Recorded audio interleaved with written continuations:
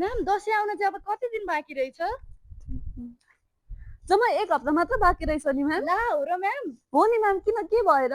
क्लाइन्टको requirement अनुसारको घर खोज्नुपर्ने, ठ्याक्कै भनेको जस्तै घर भेट्यो होइन त म्याम? हो नि म्याम, लु आउनुहोस् यो घरको विवरण सुनौँ है त। हामी छौँ आज लोकेसन बाई सीता पाइला उमा गाउँ नजिकै रहेको यो 5.5 जना क्षेत्रफलमा फैलिएको बङ्गलो स्टाइलको घर चाहिँ हजुरहरूको लागि लिएर आइसकेको छ है त।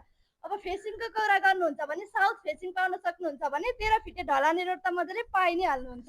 पार्किङको कुरा गर्नुहुन्छ भने पार्किङ स्पेस पनि एकदमै स्पेसियस, जहाँ चाहिँ हजुरको एउटा गाडी र 2-3 वटा बाइक एकदम मजाले अटि नै हाल्छ।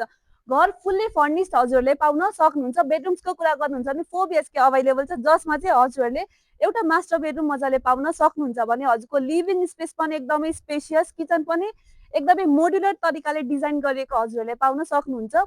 पार्किङ फल्सिङ लाइटिङ पनि एकदमै वन्डरफुल छ, हजुरको टाइल्स मार्बलहरू पनि एकदमै लगाएको पाउन सक्नुहुन्छ। घर एकदमै लेटेस्ट तरिकाले डिजाइन गरेको हजुरहरूले पाउन सक्नुहुन्छ है त।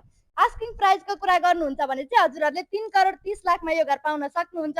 दसैँ तिहारको अवसरमा चाहिँ हजुरहरू यो घर आफ्नो नाममा पास गर्न चाहनुहुन्छ भने चाहिँ प्लिज डु कन्ट्याक्ट सारा सेवा टिम।